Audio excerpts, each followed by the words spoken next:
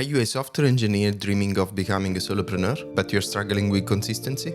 Welcome to my world. My name is Anto, and I am a software engineer. I managed to build, despite my ADHD, a successful career in software. And now my goal is to become a solopreneur to add additional income on the side.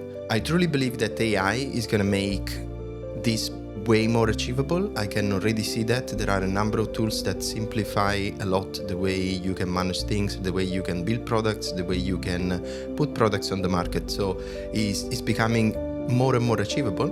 And in this video, what I'm going to do, I'm going to focus on what are my productivity hacks. If you have ADHD, probably this video is something that may help you.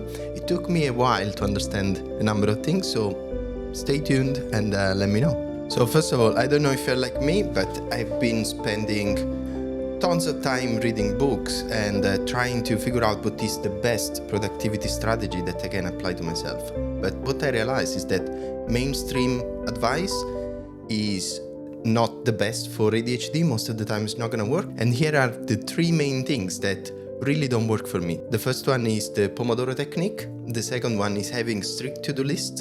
And the third one is trying to manage your willpower on demand. Let me explain a little bit more in detail. So first of all, the Pomodoro technique, if you're not familiar, the Pomodoro technique is when you set a 25 minutes timer, you start working and that's your focus time, and then you have 5 minutes break after that.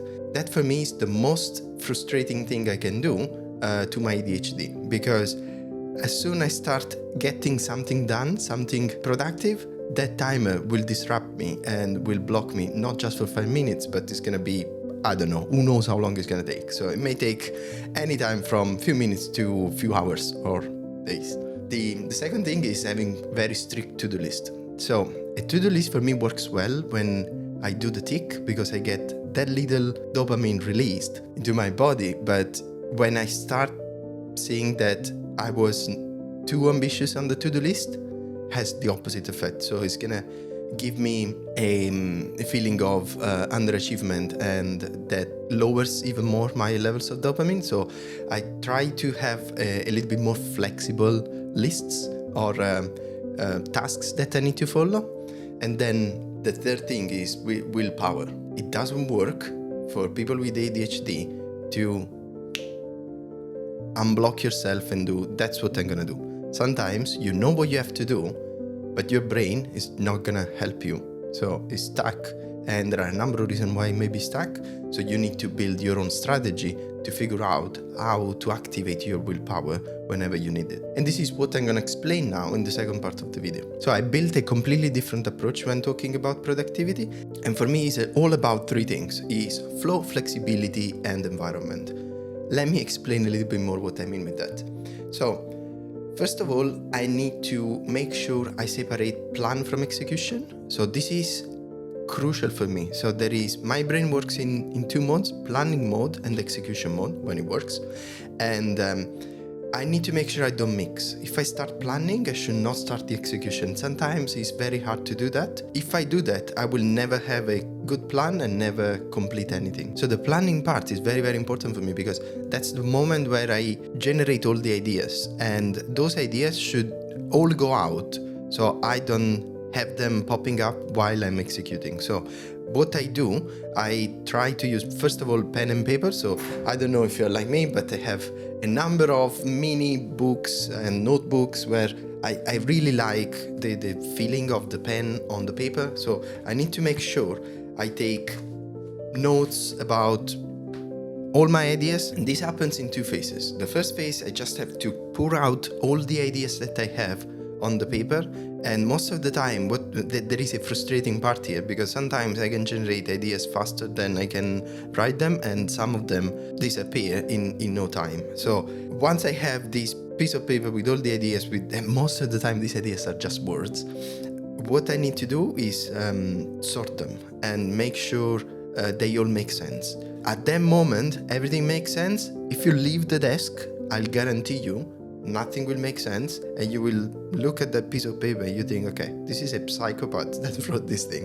So it's really important that you resist the urge to leave your desk and you create a structure around all these ideas, this concept, and once you have that structure, then you can start creating a list of actionable tasks. What do I mean with actionable tasks? This is another crucial piece.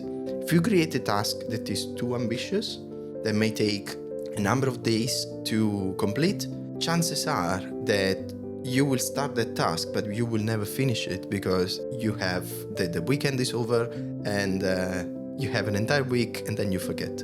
And then you have another idea next weekend. So what I'm trying to do is to create components or little pieces of products that I can always reuse, and I need to make sure I can complete that in one session. So if I go and work for 3-4 hours, I need to make sure I have a task that can fit in those 3-4 hours so that I will complete that task. And there are two benefits of this. One, you are not gonna leave your desk with something half-baked and that feeling of, oh, I didn't finish. And the other thing is also that you're gonna have something that you will reuse. So always try to think, okay, if I build this component, can I use for all my projects?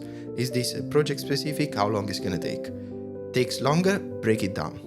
And this is my first advice. So once you complete your planning phase, it's time for the execution phase. So I need to get ready for the execution phase. What I mean with that is that I need to make sure everything is in place and I feel mentally and physically 100%. To do that, there are a number of things that I do. So the first one is making sure I had a good night's sleep the night before. So go to bed at the right time. There are apps that will tell you what is your perfect melatonin window. So if you are like me trying to monitor your sleep, that's one thing you can do.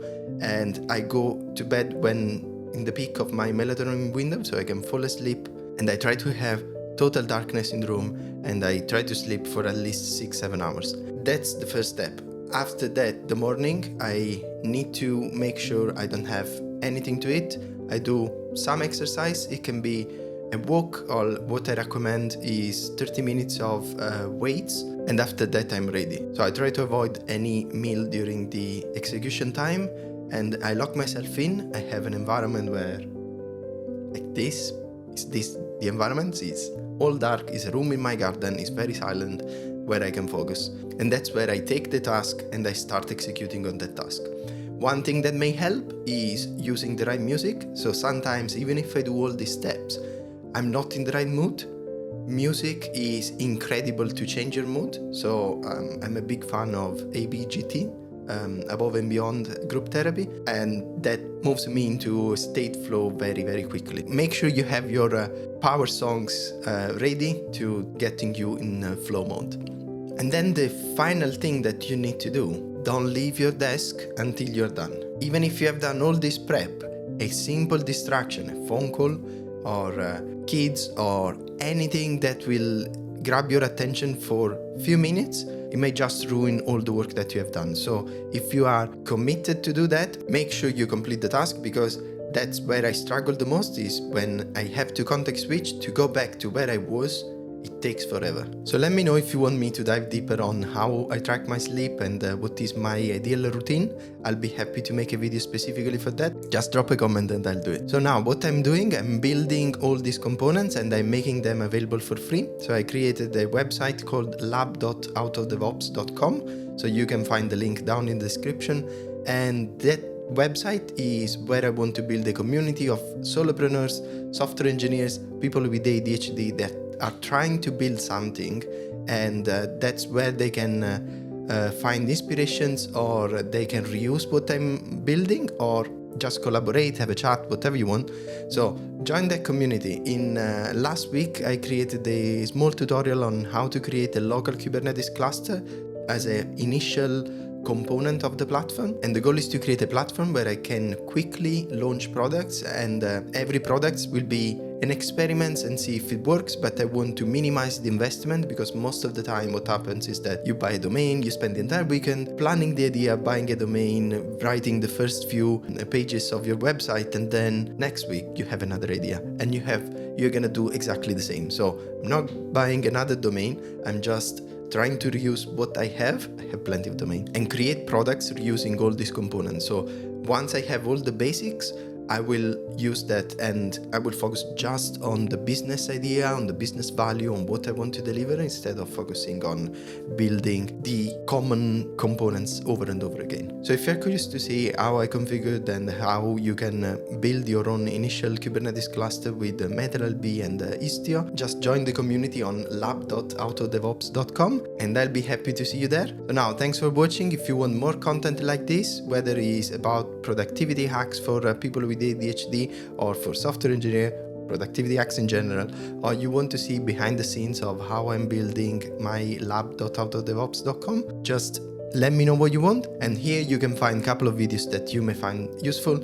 Let me know down in the comments what you think, and see you again. Bye.